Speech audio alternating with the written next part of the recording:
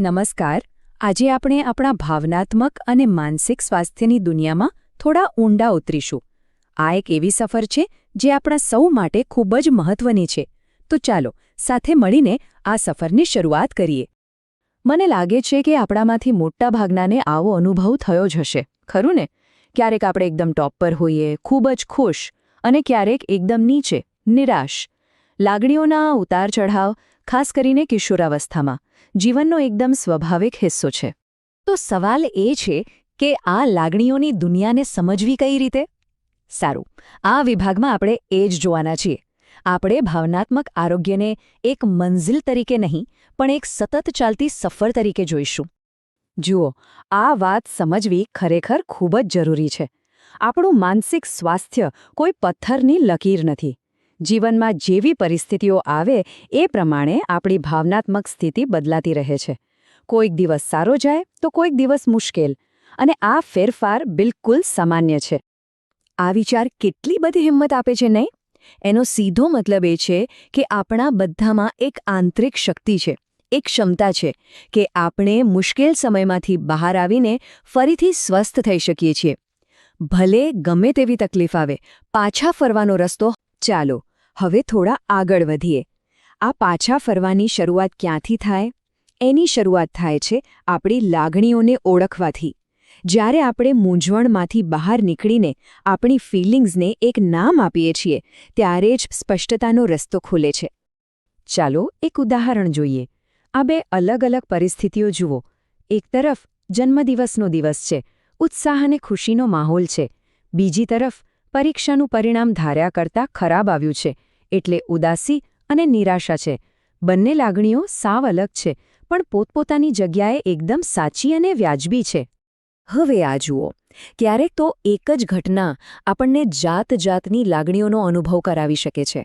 જેમ કે આખા ક્લાસની સામે ઠપકો મળે ત્યારે દુઃખ પણ થાય, શરમ પણ આવે અને કદાચ અંદરથી ગુસ્સો પણ આવે.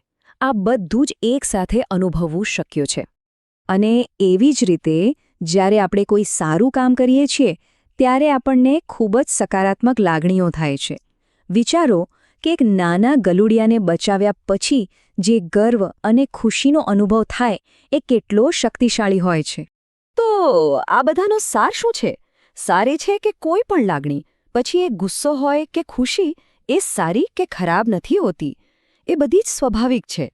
અસલી વાત તો એ છે કે આપણે એ લાગણીઓને વ્યક્ત કઈ રીતે કરીએ છીએ. પણ જ્યારે લાગણીઓ ખૂબ જ ભારે અને મુશ્કેલ બની જાય, ત્યારે શું કરવું? ચાલો આ વાતને આપણે અનિમાની વાર્તા દ્વારા સમજવાનો પ્રયત્ન કરીએ. એ આપણને આ મુશ્કેલ રસ્તા પર કેવી રીતે ચાલવું એ સમજવામાં મદદ કરશે. આ અનિમા છે. એના પણ આપણી જેમ જ સપના હતા. હમણાં જ 8મું ધોરણ પાસ કર્યું હતું અને એનું એક જ લક્ષ્ય હતું: કોલેજ જઈને આગળ ભણવું. અને પછી એક દિવસ અચાનક બધું બદલાઈ ગયું. એના સપના પર જાણે કે વીજળી પડી. એના માતા પિતાએ કહ્યું કે હવે સ્કૂલ બંધ, કામે જવાનું છે. સ્વાભાવિક છે કે અનિમા ખૂબ જ દુઃખી થઈ, ગુસ્સે થઈ, પણ એણે આ બધું જ મનમાં દબાવી રાખ્યું. એક શબ્દ પણ બોલ્યા વગર એણે વાતચીતનો દરવાજો જ બંધ કરી દીધો અને મનોમન પોતાના માતા પિતાને દોષ આપવાનું શરૂ કર્યું. આવું થવું ખૂબ જ સામાન્ય છે. અને અહીં જ સમજવાની વાત છે. અનિમાએ જે પણ અનુભવ્યું એ એની પરિસ્થિતિનો એક સ્વાભાવિક પ્રતિભાવ હતો. એની લાગણીઓ ખોટી નહોતી. એ તો એના જીવનમાં આવેલા અચાનક બદલાવની સીધી અસર હતી. તો હવે સવાલ એ છે કે અનિમા જેવી પરિસ્થિતિમાં કોઈ શું કરી શકે? અહીંથી જ આપણી અંદર છુપાયેલી શક્તિઓને ઓળખવાની અને એનો ઉપયોગ કરવાની વાત આવે છે. આપણી પાસે આપણું પોતાનું એક ટૂલકિટ છે. તમે કદાચ સ્વોટ એનાલિસિસ વિશે સાંભળ્યું હશે.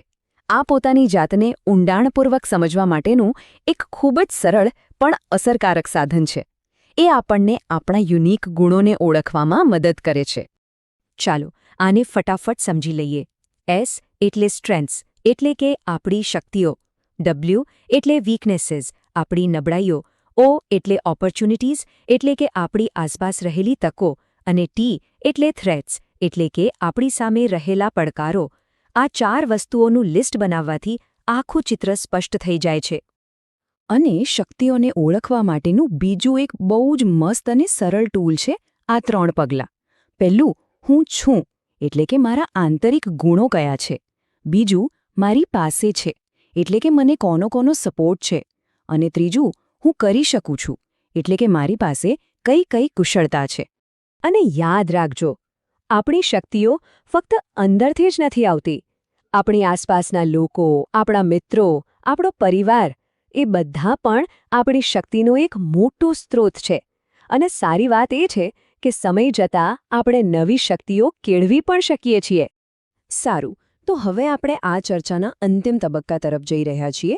એક વાત સ્પષ્ટ છે કે માનસિક સ્વાસ્થ્ય કોઈ ડેસ્ટિનેશન નથી, પરંતુ એ તો એક આજીવન ચાલતી યાત્રા છે. તો ફરી એકવાર એ યાદ રાખીએ કે સુખાકારી અને તકલીફની વચ્ચે આપણી અવરજવર ચાલતી જ રહેવાની છે. અને એમાં કંઈ જ ખોટું નથી.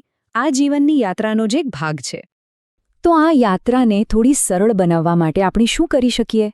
અમુક નાની પણ ખૂબ જ ઉપયોગી આદતો પાડી શકીએ. જેમ કે માઇન્ડફુલનેસ એટલે કે વર્તમાન ક્ષણમાં જીવવું, થોડી રિલેક્સેશન એક્સરસાઇઝ અને ધ્યાન. અને હા, સૌથી અગત્યની વાત, જરૂર પડે ત્યારે મદદ માંગવી એ શક્તિની નિશાની છે, નબળાઈની નહીં.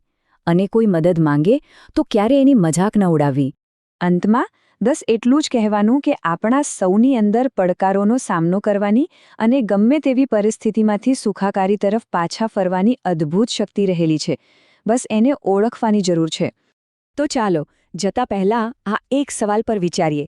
આજે, હમણાં જ પોતાની ભાવનાત્મક સુખાકારી માટે આપણે સૌ એવું કયું એક નાનકડું પણ મહત્વનું પગલું લઈ શકીએ છીએ? વિચારજો જરૂર.